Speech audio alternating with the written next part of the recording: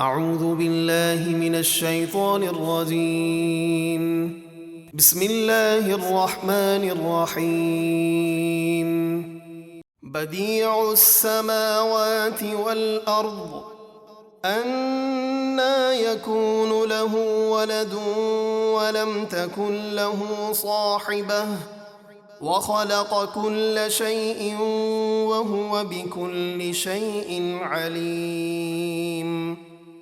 بغیر کسی نمونے کے آسمانوں اور زمینوں کا بنانے والا اس کی اولاد کیسے ہوگی جبکہ اس کی تو زوجہ نہیں، اور اس نے ہر چیز کو پیدا کیا اور وہ سب کچھ جانتا ہے۔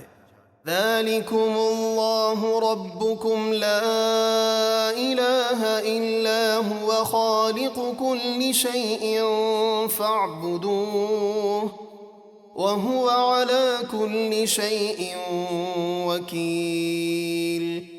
یہ ہے اللہ تمہارا رب، اس کے سوا کوئی عبادت کے لائق نہیں، ہر چیز کا بنانے والا، تو تم اسی کی عبادت کرو، اور وہ ہر چیز کی حفاظت کرنے والا ہے۔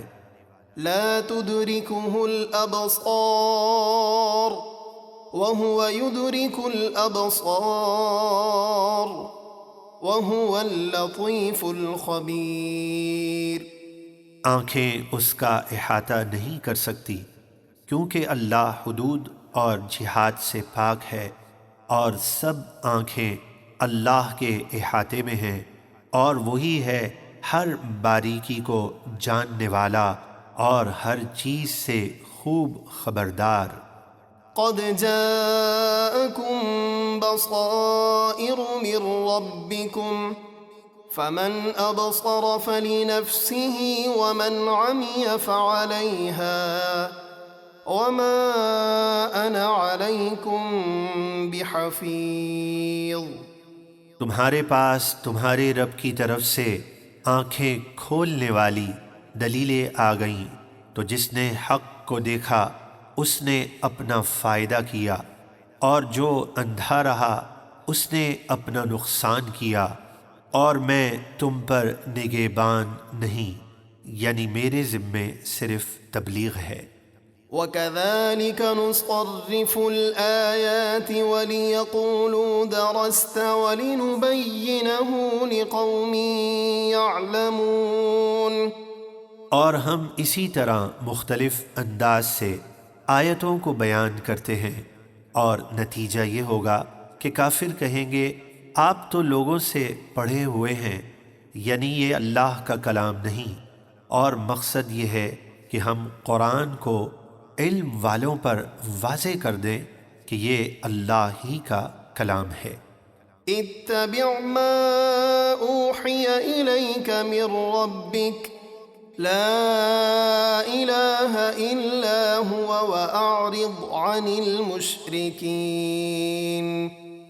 آپ پیروی کیجئے اس وحی کی جو آپ کے رب کی طرف سے آپ کو کی گئی ہے، اس کے سوا کوئی معبود نہیں، اور مشرکوں کے بیہودہ اعتراضات سے منہ پھیر لیجئے۔ وَلَوْ شَاءَ اللَّهُ مَا أَشْرَكُوا وَمَا جَعَلْنَاكَ عَلَيْهِمْ حَفِيظًا وَمَا أَنْتَ عَلَيْهِمْ بِوَكِيلٍ۔ اور اگر اللہ چاہتا تو وہ شرک نہ کرتے، اور اے محبوب ہم نے آپ کو ان پر نگہباں نہیں بنایا، اور نہ آپ ان کے معاملے میں جواب دہ ہیں۔ وَلَا تَسُبُّوا الَّذِينَ يَدْعُونَ مِن دُونِ اللَّهِ فَيَسُبُّوا اللَّهَ عَدْوًا بِغَيْرِ عِلْمٍ كَذَلِكَ زَيَّنَّا لِكُلِّ أُمَّةٍ عَمَلَهُمْ ثُمَّ إِلَىٰ رَبِّهِمْ مَرْجِعُهُمْ فَيُنَبِّئُهُم بِمَا كَانُوا يَعْمَلُونَ۔